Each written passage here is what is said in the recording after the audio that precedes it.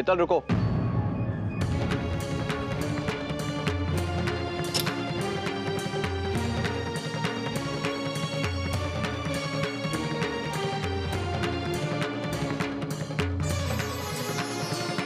किसका फोन था पुत्र? जी कुछ खास नहीं, ऐसे ही। मैं कमरे में एक बार फिर से देख लेता हूँ, शायद मैं ही कहीं रख के भूल गया। हेतल, पैसे ढूंढने में मेरी मदद करो। चलो।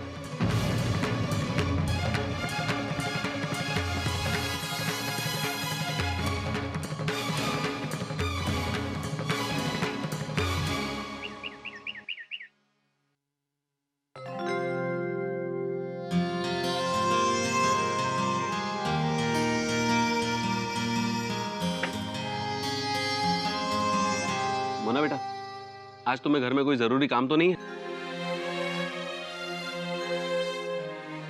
नहीं, आज कोई जरूरी काम नहीं है भाई को। तो फिर तू मेरे साथ मार्केट चल। ये जो सूट का कपड़ा, धागा, सामान ये सब लाना है ना, चला मेरे साथ। हाँ,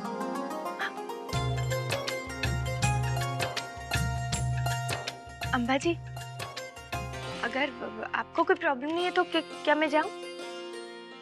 जब अनुकल के पापा जी खुद कह रहे हैं तुझे चलने के लिए, तो मुझे पूछने की क्या जरूरत है? मोना के पास पैसे तो होंगे नहीं, गुप्ता जी को अभी तो पैसे दिए हैं। मोना, पैसे ले जाना मुझसे अभी। भैया, आपकी पैसे की बात से याद आया, वो मुझे अपनी एग्जाम की फीस भरनी है। हाँ तो ठीक है ना, मैं देख लूंगा। हाँ भैया, देखने का टाइम ही नहीं है, आप मुझे आज ही 20,000 दे दीजिए।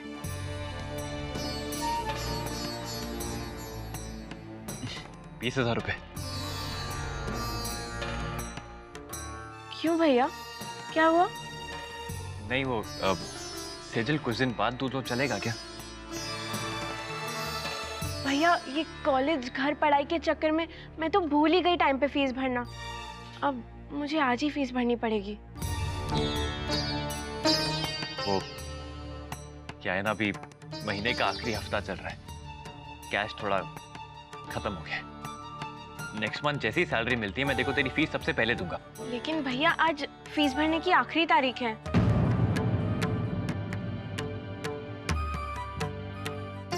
एक काम करना, देख कोई भी डेट जो होती है उसके बाद एक लेट फीस की भी ड्यू डेट होती है।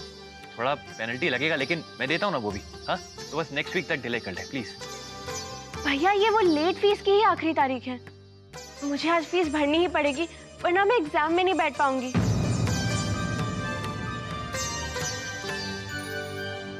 भाभी, आप भी तो बिजनेस करती है ना, आप ही मुझे पैसे दे दीजिए।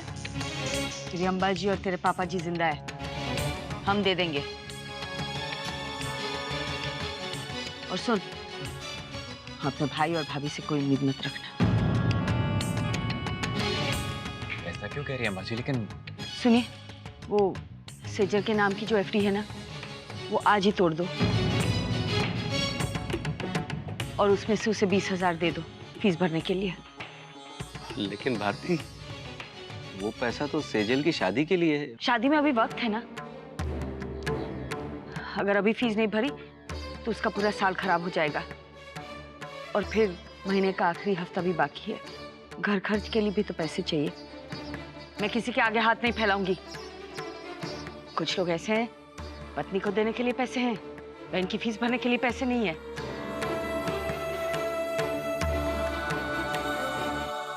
साल भले ही खराब हो जाए, उन्हें क्या फर्क पड़ता है? आप मुझे गलत समझ रही हैं अम्मा जी, मेरा वो मतलब नहीं था। तेरा मतलब मुझे मत समझा। कह दे इसे, मेरे में अक्ल है, सब दिखाई देता है मुझे।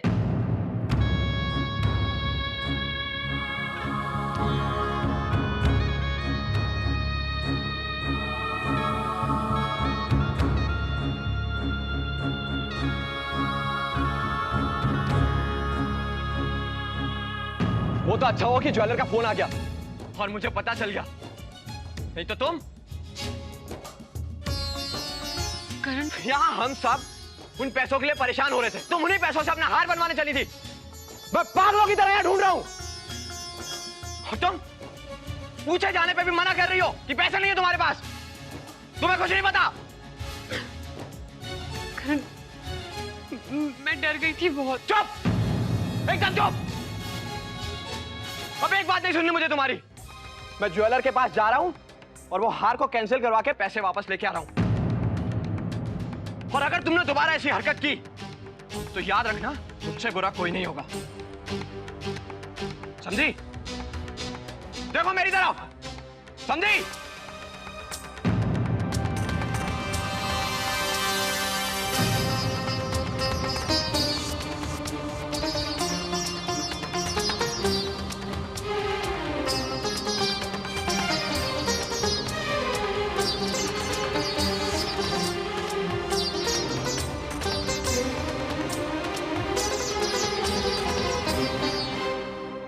ये तुमने सही नहीं किया है।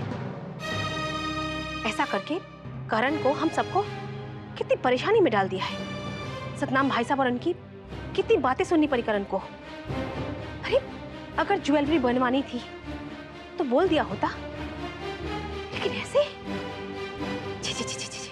चाई जी, मैंने कहा था करण से मुझे हार दिलाने के लिए पैसे भी मांगे थे, लेकिन करण ने साफ साफ मना कर दिया।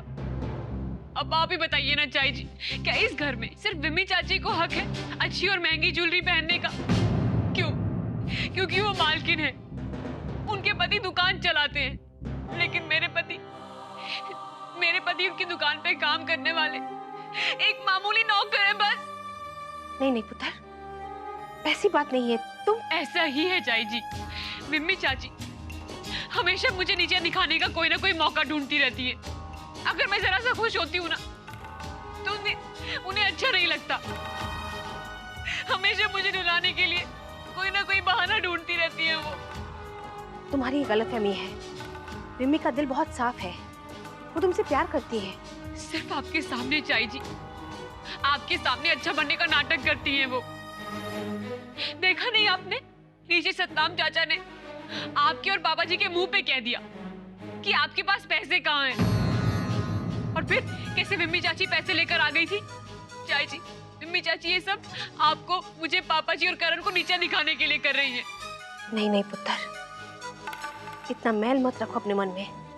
चाची जी, आप खुद बहुत अच्छी है ना, इसलिए आपको विम्मी चाची में कोई खोट नजर नहीं आता।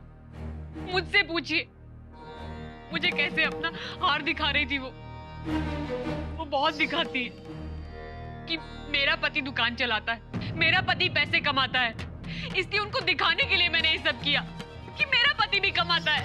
और मुझे क्या पता था चाई जी, करण इतनी बड़ी परेशानी में फंस जाएंगे, मुझे नहीं पता था। मोना बेटा, मैं बैंक जा रहा हूँ एफडी तुड़वाने। एफडी से पैसे निकाल लूँ, फिर बाजार चलेंगे साथ। पापा जी, इसमें एफडी तुड़वाने की क्या बात है? अरे जो भी हम माल खरीदेंगे या बाकी और जो भी सामान खरीदेंगे उसका पेमेंट हम बाद में कर देंगे ना। उसमें से वो सेजल की फीस भी दे देंगे और बाकी के जो खर्चे हैं वो तो फिर। मोना, हिसाब किताब में पढ़ने की क्या जरूरत है? देख बेटा, ये जो उधार होता है ना, जी का जंजाल होता है, उससे जितना दूर रहो उतना ही अच्छा। लेकिन पापा जी, बिजनेस में उधार सुधार तो चलता ही रहता है ना। बेटा मैं जानता हूँ बिजनेस में ये सब चलता है, पर जब हमें जरूरत है ही नहीं तो क्यों ले किसी से उधार? अभी एफडी तुड़वा लेते हैं, फिर अनुकल्प की तनख्वाह आएगी, उससे फिर एफडी बनवा लेंगे। अभी जो अपनी जरूरत है ना पहले वो पूरा करते हैं, ठीक है? एफडी तुड़वा लेते हैं। मोना बेटा, मैं बैंक जा ही रहा हूं तो अनुकल्प की पासबुक दे दो ना मुझे, मैं अपडेट करवा लूंगा। क्या जमा हुआ, कितना खर्च हुआ, ये जानना बहुत जरूरी है। पासबुक पापा जी ने देख ली तो उन्हें सब पता चल जाएगा। बाय गॉड, अकाउंट में तो पैसे भी नहीं है और अनुकल्प की तनख्वाह तो 20-40% कट चुकी है। मोना बेटा, इतनी परेशान क्यों लग रही हो? पासबुक ही तो मांग रहा हूँ। सब कुछ ठीक है ना? नहीं मतलब अनुकल्प की पासबुक या बैंक अकाउंट में कोई प्रॉब्लम तो? हाँ, कोई प्रॉब्लम नहीं है। क्या प्रॉब्लम होगी? बाय गॉड, सब ठीक है अकाउंट में। तो फिर खड़ी क्यों? जाओ पासबुक ढूंढो। मैं भरवाई लाता हूँ, जाओ। क्या पापा जी तुसी भी ना नेशनल बैंक में वो खाता वाता चलाते हो जहाँ पासबुक अपडेट करनी पड़ती है। अरे पापा जी आजकल दुनिया कहाँ से कहाँ पहुँच गई है। आपको पता है आजकल ना घर पे सारे स्टेटमेंट्स आ जाते हैं, आपने क्या किया क्या नहीं किया सब कुछ। मना बेटा, बापूजी ने हमें बचपन से ही सिखाया था कि अपना पैसा नेशनलाइज्ड बैंक में ही रखो। इसलिए बेटा अभी जल्दी पासबुक ढूंढ के दो मुझे। कहीं बैंक में लंच टाइम हो गया ना तो मुझे वहां आधा घंटा इंतजार करना पड़ेगा। वही तो पापा जी, आप अपना टाइम वेस्ट क्यों कर रहे हैं? मैं ना अनुकल्प से कह दूंगी, वो फोन करके जो भी लास्ट अपडेट होगा वो करवा लेगा ना। कोई बात नहीं बेटा, मैं थोड़ी देर रुकता हूँ, तू ढूंढ के दे मुझे पासबुक। अच्छा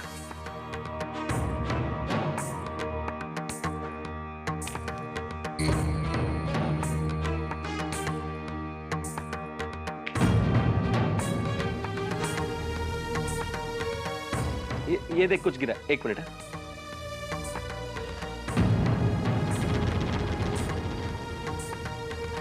हाँ मिल गई।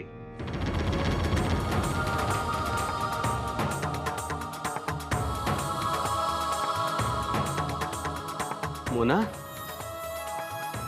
ये क्या है? अरे अनुकल्प के अकाउंट में एक पैसा नहीं है।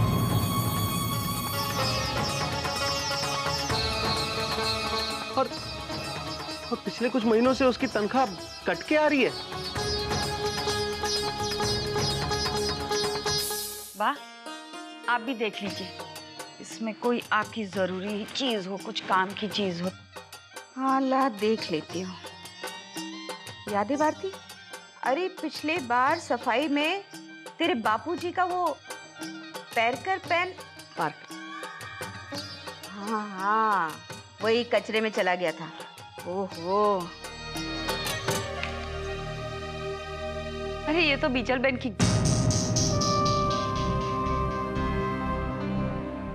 की घड़ी है।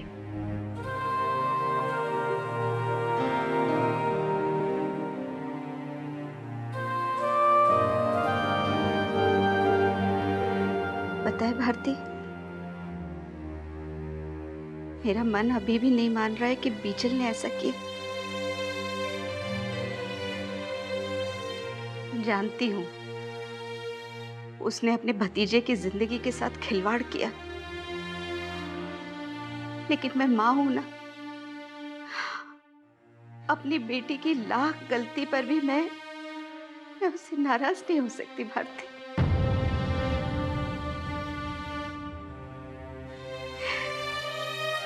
उल्टा इस घर से उसे इस तरीके से जाना पड़ा,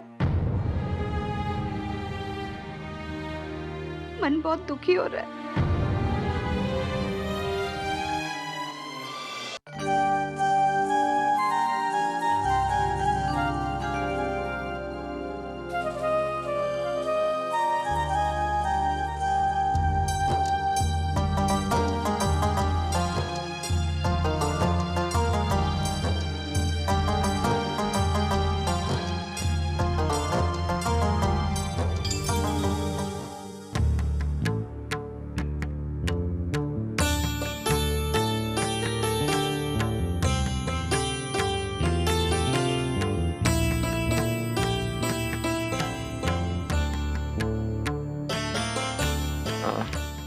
चाची जी,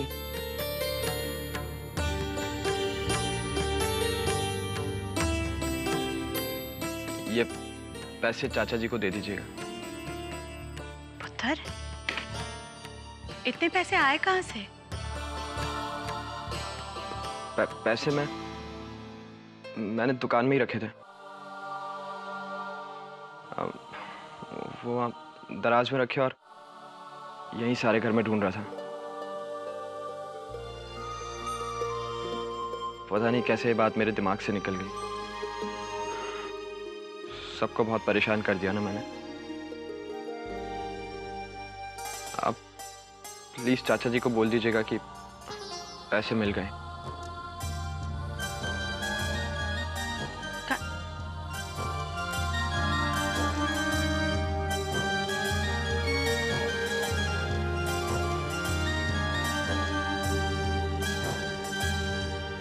मैं रसोई का काम निपटा लेती हूँ। भरजाई जी, मैनू सच्ची सच्ची एक गल दसो, ਤੁਹਾਨੂੰ नहीं लगता करण कुछ छुपा रहा था? नहीं तो मुझे ऐसा कुछ भी नहीं लगता। भरजाई जी, अब करण ने कहा वो दुकान में भूल गया था, तो भूल गया होगा ना, इसमें छुपाना क्या। तुसी रुको एक मिनट, खाओ मेरी सौ और कहो आप कुछ नहीं जानते। मैं मान लूंगी आपकी बात।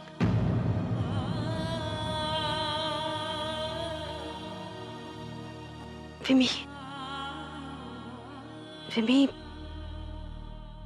तो इस बारे में मुझसे कुछ मत पूछना, और एक एहसान कर दे, इस बात का दोबारा कभी जिक्र मत करना।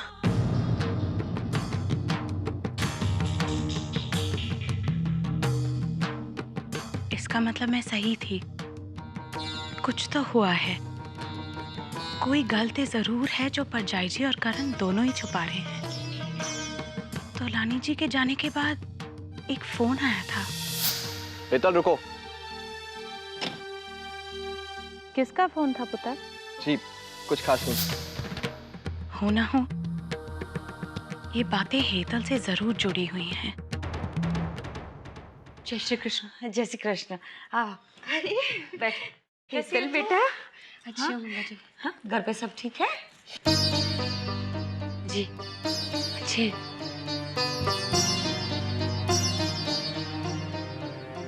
वो तेरी फुई और आंचल के बारे में तो तुझे पता चल ही गया होगा। जी बा, सेजल का फोन आया था, इसीलिए मिलने आई हूँ। बाजी, फुई तो अपनी थी ना, उन्हें घर से भेजना ठीक था क्या? देख बेटा, अगर किसी पराये ने किया होता ना ये, तो एक बार माफ भी कर देते हैं, लेकिन जब अपने ऐसा कुछ करते हैं तो बर्दाश्त नहीं होता, बड़ी तकलीफ होती है। अपनों की जिंदगी के साथ खिलवाड़ करना, अपनों को धोखा देना, अपने घर वालों से झूठ बोलना, ये माफ नहीं किया जा सकता, इसकी सजा तो मिलनी है।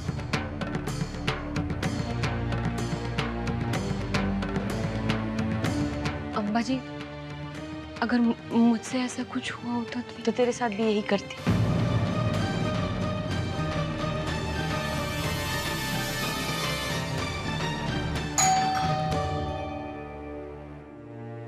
बैठ तू, मैं देखती हूँ।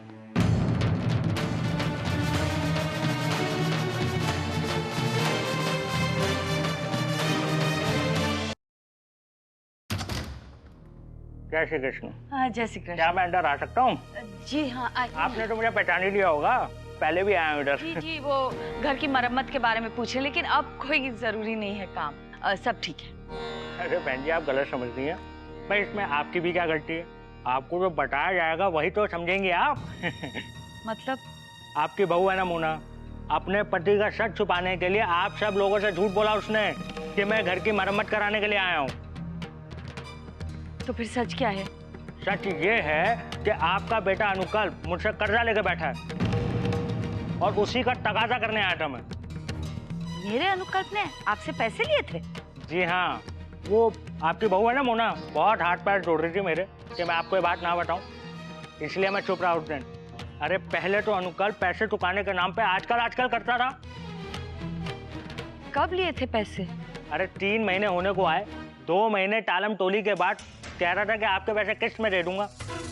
पहली किस्त चुका दी उसने, ब्याज मिला के 35,000 रुपए, लेकिन अब मुझे उस पर बिल्कुल भरोसा नहीं है, क्योंकि पहली किस्त भरने के बाद वो 3-4 महीने और टालम टोली करेगा।